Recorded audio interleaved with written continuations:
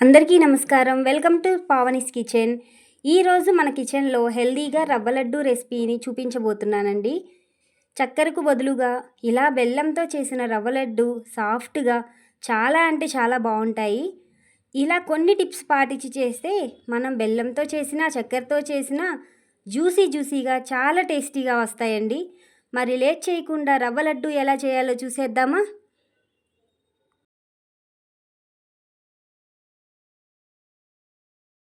ముందుగా stove on చేసి ప్యాన్లోకి 3-4 table స్పూన్ల నెయ్యిని తీసుకోండి.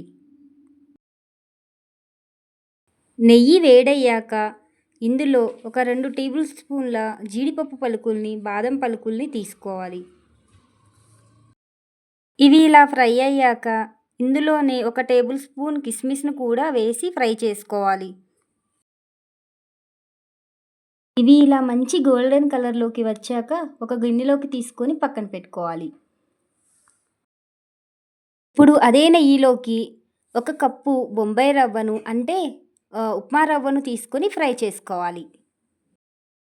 మనం రవ్వ లడ్డు కోసం రవ్వను ఎంతైతే బాగా ఫ్రై చేస్తామో రవ్వ లడ్డు టేస్ట్ అంత బాగుంటుందండి.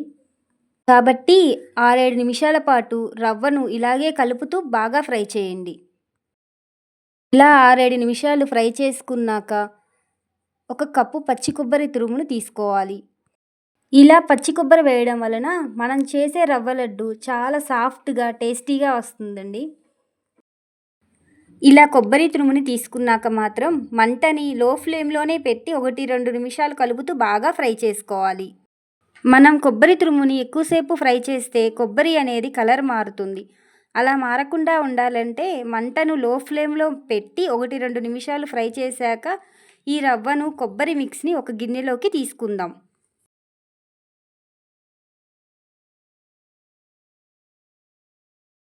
ఇప్పుడు ఇదే ప్యాన్లోకి 3/4 కప్పు తురిమిన బెల్లాన్ని తీసుకుందాం. నీళ్ళనేవి మరీ ఎక్కువ కాకుండా 3-4 టీ స్పూన్ల నీళ్ళని తీసుకోవాలి. నీళ్ళనేవి ఎక్కువ పోస్తే లడ్డు టెక్స్చర్ అనేది పాడైపోతుంది. మంటని మీడియం ఫ్లేమ్లో పెట్టి బెల్లాన్ని బాగా కరిగించుకోవాలి. మనం ఈ లడ్డు కోసం పాకం పట్టాల్సిన అవసరం లేదండి. జస్ట్ బెల్లం కరిగితే సరిపోతుంది. చూడండి, ఈ బెల్లం బాగా కరిగిపోయాక స్టవ్ ఆఫ్ చేసి ఈ బెల్లం వాటర్ని వడకట్టి తీసుకుందాం. మనం ముందుగా తీసుకున్న రవ్వలోకి ఈ బెల్లం వాటర్ని వడకట్టి తీసుకుందాం.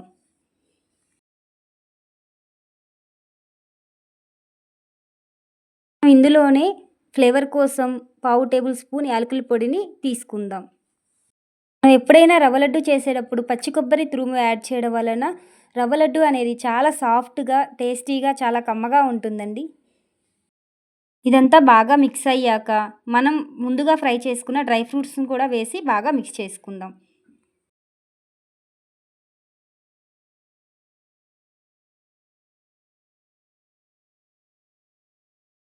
ఇదంతా బాగా మిక్స్ చేసుకున్నాక ఒకసారి లడ్డు వస్తుందా లేదా అనేది చూసుకుందాం. నాకు ఇక్కడ లడ్డు చుట్టడం అయితే వచ్చిందండి. ఒకవేళ మీకు లడ్డు చుట్టడం కనుక రాకపోతే కొంచెంగా పాలను యాడ్ చేసి లడ్డు చేసుకోండి. మీకు ఒకవేళ ఎక్కువ రోజులు నిల్వ ఉండాలి అనుకుంటే పాలకు బదులుగా నెయ్యిని యాడ్ చేసి లడ్డూలు చేసుకోవాలి. ఇలా చేయడం వలన లడ్డూలు ఎక్కువ రోజులు నిల్వ ఉండడమే కాకుండా చాలా సాఫ్ట్గా టేస్టీగా వస్తాయండి.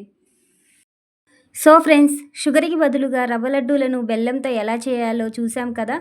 ఇలా బెల్లంతో చేసినా కానీ టేస్ట్లో ఎలాంటి డిఫరెన్స్ లేకుండా కమ్మగా రెడీ అయిపోతాయండి. సో మీకు కనుక నచ్చితే వీడియోని లైక్ చేసి మీ ఫ్రెండ్స్కి షేర్ చేయండి. మరిన్ని వంటల కోసం ఛానల్ని సబ్స్క్రైబ్ చేసుకోండి. Thank you.